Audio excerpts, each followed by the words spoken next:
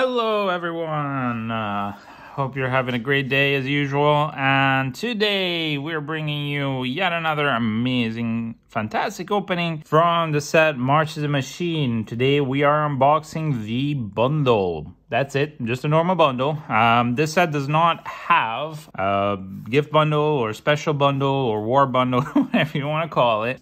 This is probably because they're going to do the aftermath soon after. Meaning that they're expecting us to buy more products down the line. So they didn't want to, inundate us with too many products. Anyway, Scotty and I today will be unboxing this beauty. I like bundles. I think they're pretty cool. It's a great way to dip your toes into the whole collecting Magic the Gathering. Thank you very much, Scotty. As usual, we'll have our lament configuration to bring us luck here.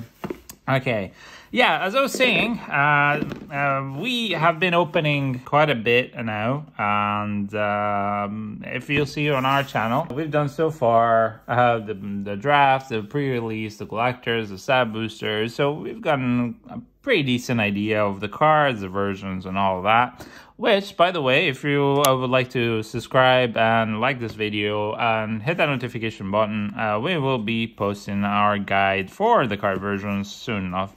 Anyway, yeah, basically we've done this for other previous expansions as well. And we just take a look in depth at what's in the box and the cards, and we stop here and there to admire arts and to discuss other cards that we've not seen before. Now, what does this beautiful box have? So let's look at the sides, and yeah, that's made in Belgium. So that's good, which means hopefully that the promo card and the lands won't be bent. Usually they're really bent. The dice is manufactured in China, which kind of gives you meh results with the dice. Sometimes you'll have faces missing, which happened to us. Now, what are the context of this box? In this box, you get 40 lands, out of which 20 should be traditional foil and 20 should be regular. Then you get 8 March of the Machine set boosters, hence why it's really a good way for people to dip their toes into collecting and getting more bang for the buck, because you get nice set boosters value out of this. And also, I would like to point out that out here they say now with 8 set boosters, but realistically for the past sets, including Phyrexian will be 1, including Brothers War, all the bundles came with at least 8 set boosters. Now then the gift versions or the special versions had sometimes 12, like for the one for the Phyrexian, all will be 1, but it comes with 8 boosters. Don't let it fool you. Anyway, so yeah, you get set boosters inside, and then you get a special art card for Galt and Mavrin, and you know the usual card box, a larger D20 or oversized pin down life counter, which is what they call. And then some reference cards, and that's about it. Now, if you're a beginner into Magic the Gathering, this is actually a pretty good way to purchase Magic the Gathering, maybe for your loved one or somebody who you know likes and maybe just started or knows that they're collecting these cards, because if you look at the prices of bundles, they're anywhere between I'd say 32 pounds to 38 to 40 pounds, depending on where you buy, right? But the set boosters in and of itself, the price varies unless you get a discount on Amazon. It's between 4.5 to 5 pounds and some change, right? So that's already very good, because these 8 ones are around 40 pounds. And that makes the value of the box. So don't buy anything above 40, I would advise, unless you really want the art card. But around the 40 price mark is where you want this to be, and where you want to buy this. And as I said, it's actually value for anything less than that. It's a very good way to purchase this stuff. Anyway, let's go on. And now we'll start the unboxing proper. So here's the peel tab, somewhere over the rainbow. Yes.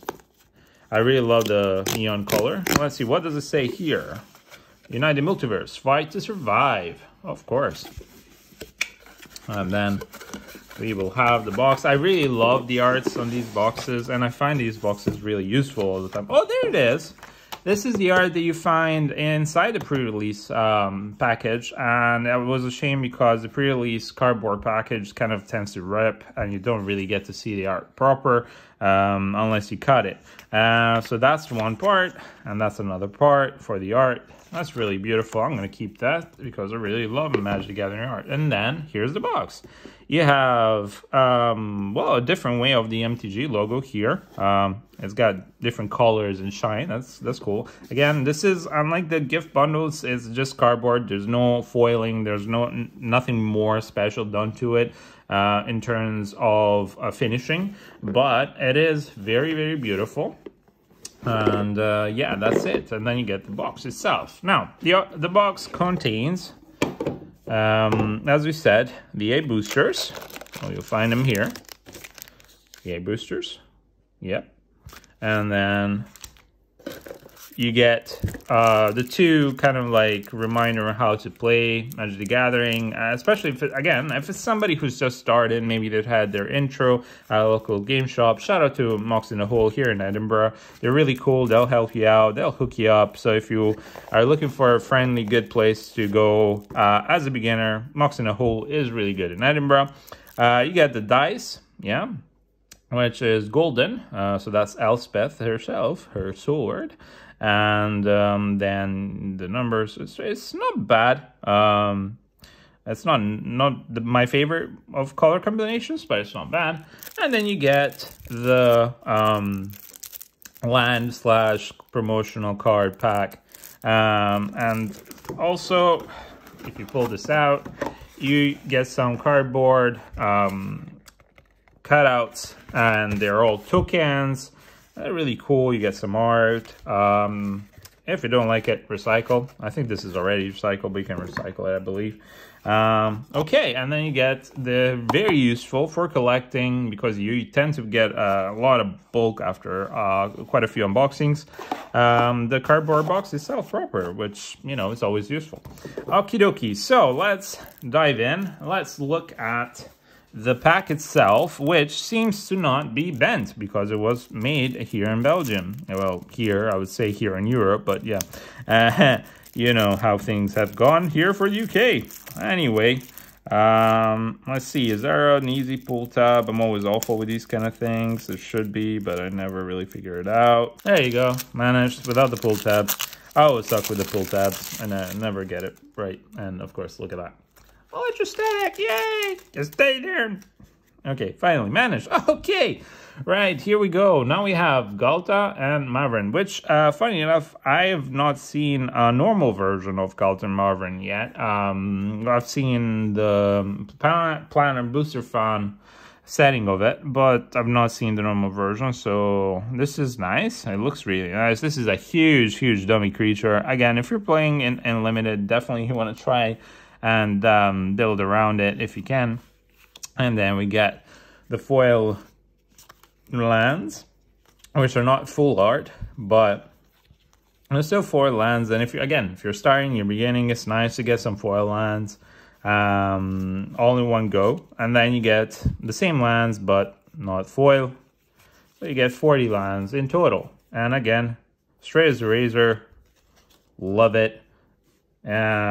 I hope they start printing more stuff here, because especially collector's boxes, I've just had enough with. We've opened a collector's box just recently, and what ended up happening is that the Halo foil cards are the ones that bend the most. Like they're noticeably bent from the get-go.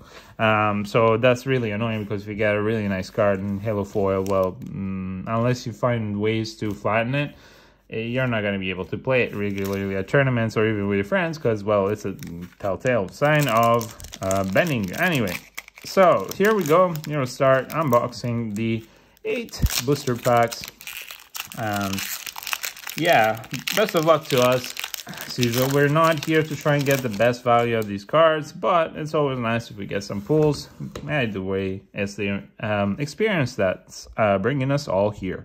Okay, so you get the art card, you get a full art land, And then you get the commons. We have Mirrodin Avenged, Atraxas Fall, Vanquish the Weak, Tangle Skyline is our first uncommon, Elvish Fat Keeper, Notvold Hermit, Tarkir Dune Shaper.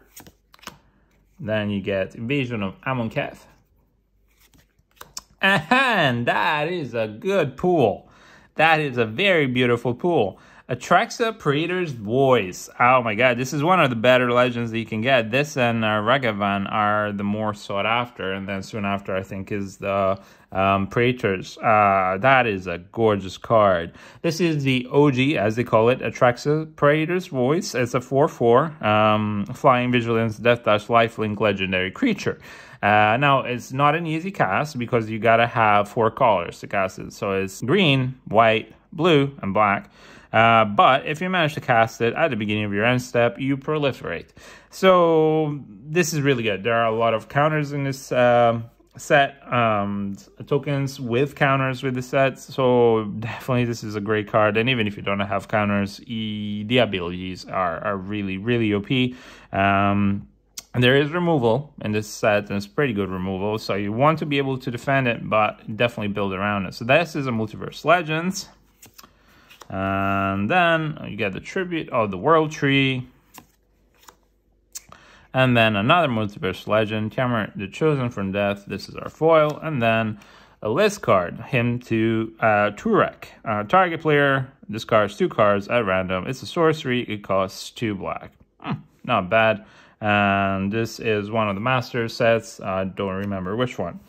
So just to give you a heads up, because in case you're a beginner, you want to figure out and you want to get the bundle for yourself, set boosters are great because you tend to get more rares out of it than in mythics. Mainly because, as you can see, there are only 4 commons here, and then you get more uncommons, so 4 of them, and then you can get 1, 2 rares, or sometimes you can get 3 or 4 mythic or rares depending on how lucky you get. And yeah, definitely that's why people want to open set boosters. Now draft boosters are still pretty cool. This set has still a lot of value in draft boosters, but realistically I would stick with set boosters. Okay, here's the art, here's the island. Halo Hopper, Halo Charge Scab, Mutagen Connoisseur. Then we have Streetwise Negotiator, which I think is a really, really good card. Completed Conjurer. This is the worm. It's been flipped. Yes, this is the weird, the captive weird. That's the first flipped already. It doesn't matter, but it's strange to see it happen. Invasion of Mercadia. Oh, another invasion of Gotha. And another invasion of Ren, which I don't really like. Oh, there it is. Heliod, the Radiant Dawn. This is the Heliod of the set itself. This is a 4/4/4/4, 2 generic and 2 white. It's a legendary enchantment creature god. Now, when it enters the battlefield, you return target enchantment card that isn't a god from your graveyard to your hand, which in this set, there are some enchantments. There aren't a lot, so you'd have to build around this ability if you want to get the best out of it. And then you can flip it for 3 generic and 1 Phyrexian blue. Get Heliod the Warped Eclipse. It's a legendary enchantment creature, Phyrexian god. It has 4/6, and then you may cast spells as though they had flesh, and spells you cast cost 1 less to cast for each card your opponents have drawn this turn.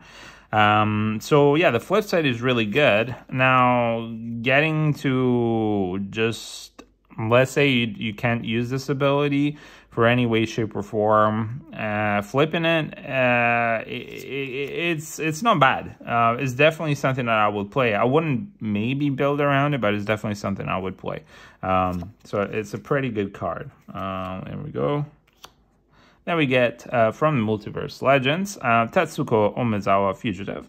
And again, for those who just starting and don't know, Multiverse Legends are cards that were printed in the past and are being reprinted in the set. They are legal to be played in their respective sets formats. And also, if you're playing drafts, and of course you wouldn't be drafting with set booster, you'd be drafting with draft booster, but you can get them in draft booster. You can play them in the draft or in limited, so in sealed, and that's really good.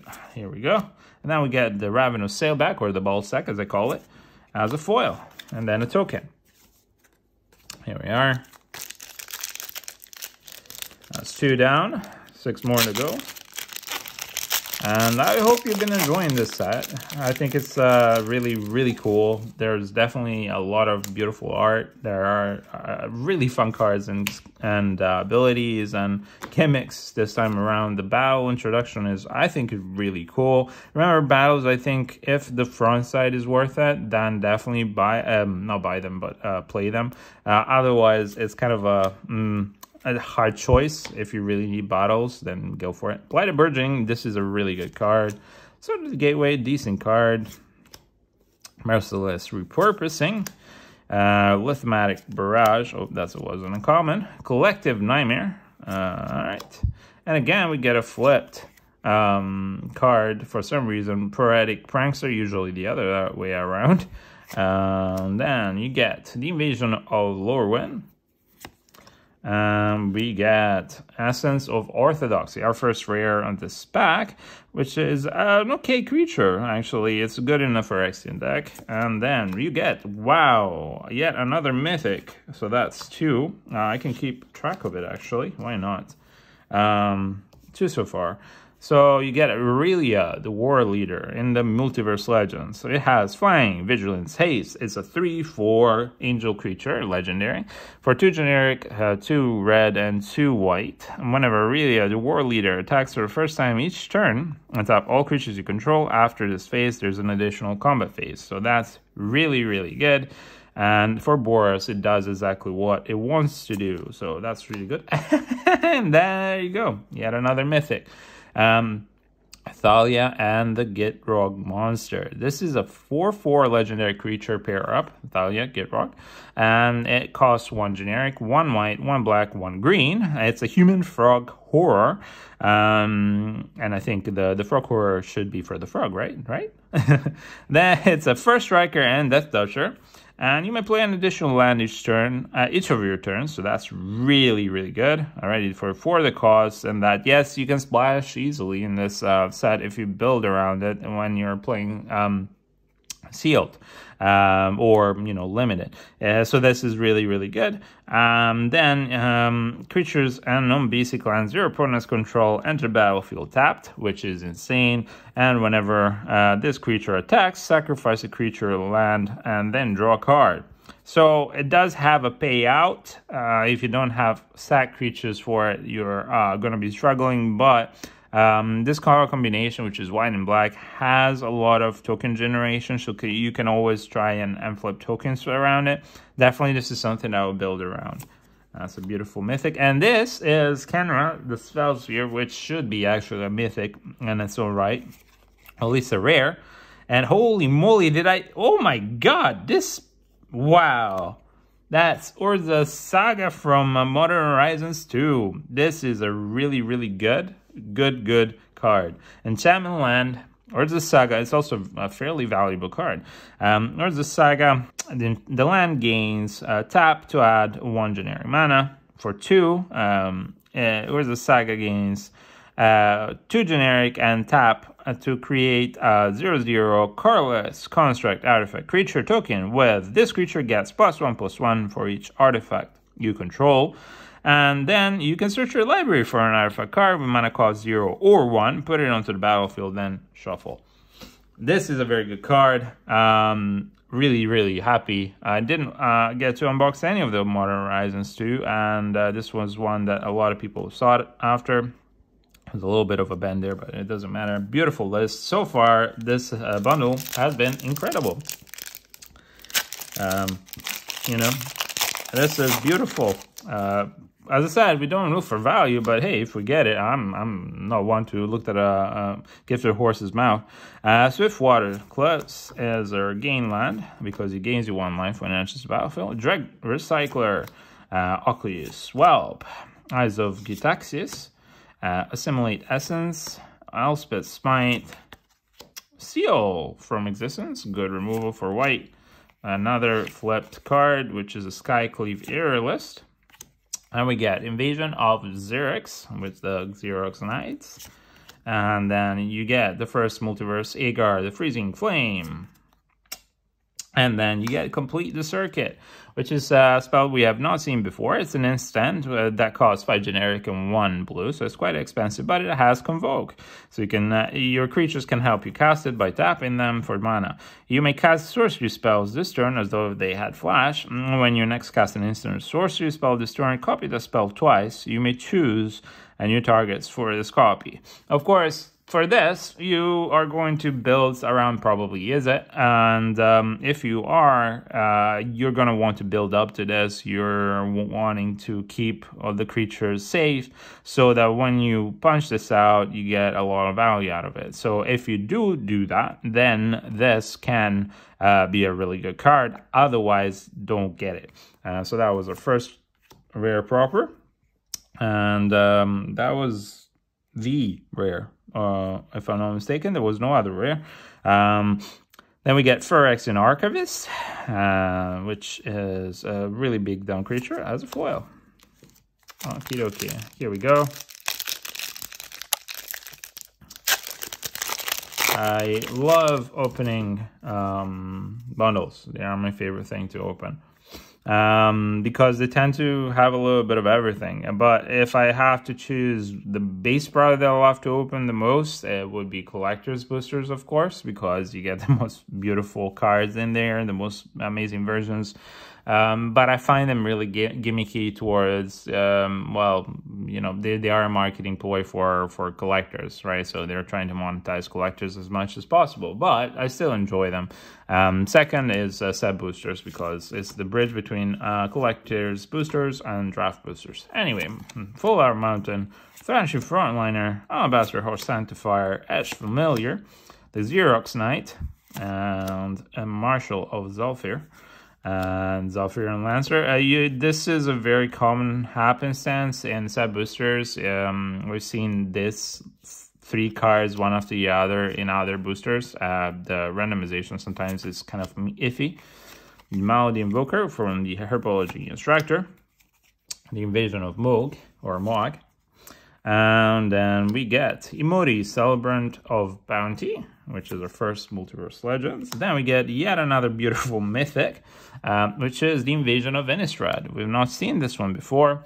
So it's a costs 2 generic and 2 black. It has 5 defense. It's a battle siege. Has flash, and when it enters the battlefield, target creature an opponent controls gets -13, -14 until the end of the turn. So that's really, really, really good removal, especially because if you have a setup for the creatures on your end, you can definitely remove an annoying creature on their end and then go on and attack this. Now, what is the flip side of this beautiful card? Deluge of the Dead, which is a beautiful beautiful art. It's an enchantment, and when it enters the battlefield, you create 2/2 black zombie creature tokens. And then for 2 generic and 1 black, you exile a card from a graveyard. If it was a creature card, you create a black zombie creature token. Hey, you get to create zombies. I like this one. This is really good. And so that's another beautiful mythic. And we get Zephyr Winder as our foil. Okay, 3 more boosters, and then we're done. All right. Next up, we will also have the Commander's decks unboxings and analysis. I hope you are looking forward to that. We have a Full Art Island foil, an Ichor Drinker, Weary Thespian, which are 2 very good cards for limited. Sandstalker Mohawk, Ravenous Ballsack, Tandem Takedown, again, is very common to find one after the other in set boosters. Surge's Salvation or Salvation, Glistening Goremonger, and we have Invasion of New Capenna, which I think is actually a pretty decent card. Okay, Multiverse Legend, we have Multiverse Legend, we have Lutri, the Spell Chaser, and then what? What the? I mean, sure, why not? Give me more. Ren and Realm Breaker. This is another new card that, well, it's been making rounds. Ren and Realm Breaker is a legendary planeswalker with 4 loyalty, which costs 1 generic and 2 green. And it has lands you control have tap to add 1 mana of any color. So that's always good for splashing, multicolored, like anything like that. That's really, really good. And then for +1, up to 1 target land you control becomes a 3/3 elemental creature with vigilance, hexproof, and haste. Until the end of the turn, it is still a land. That's really good.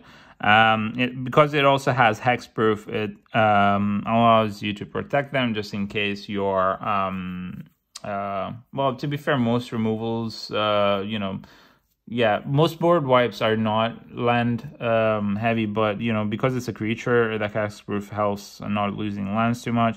And then for -2, you mill 3 cards. You may put a permanent card from among the mill cards into your hand. Not bad. And then for -7, you get an emblem that says you may play lands and cast permanent spells from your graveyard. Yeah, I think it's actually pretty good. It won't be easy to reach the 7 mark, but giving you 3/3 elemental creatures with vigilance, haste, and hexproof until your next turn, which is insane. Yeah, it's pretty good. I like it. So it allows you to also create more defense on the board. I think it's really good, and that's a beautiful mythic. Okay, and then we have Temporal Cleansing in the foil format. Okay, what else do we get here? We are going to Funky Town and Value Town. Okie dokie. Full Art Forest, Knight of the New Coalition, which gives you 2 for 1. Karsus Death Guard, Attentive Skywarden, Omen Hawker, Halo Forager, again, the mythic, non-mythic, Invasion of Kaladesh. Okay, Dinah Soul Steeper is our first multiverse. Then we have Yuri, Master of the Review, and then Dust Legion Duelist, which we've seen before. It's a decent rare for counters decks.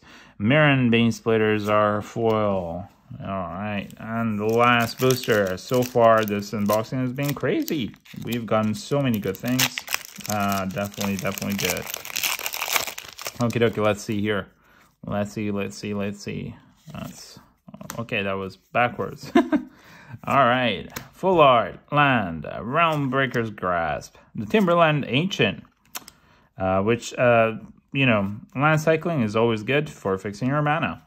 And also to have a big dumb creature if you want to play it later on, because it's a decent creature for what it does. Norn's Inquisitor, decent creature for Phyrexian. Sculptor Perfection, decent creature for Phyrexian. Tiller Fire, same thing. Again, a repetition right there. We get the Sunblast Guardian, the Invasion of Kailim, or Kalim.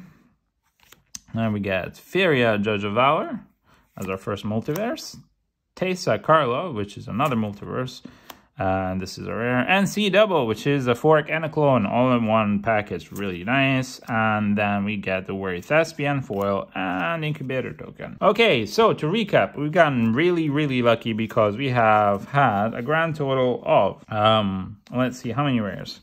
1, 2, 3, 4, 5, 6, and 7, and 8 rares, plus this, which I count more as a mythic because of how good of a card it is in the list slot.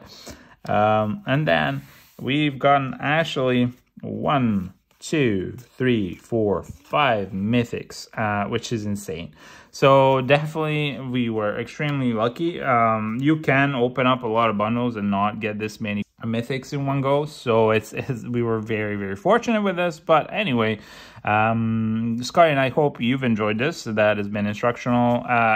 If you liked what we did and you want to see more, please like, subscribe, hit that bell notification to get our next videos prompts. And then well, other than that, yeah, we hope you've enjoyed it, and we wish you a lovely day, a blessed day. Be good, be kind, and see you on the next one. Bye.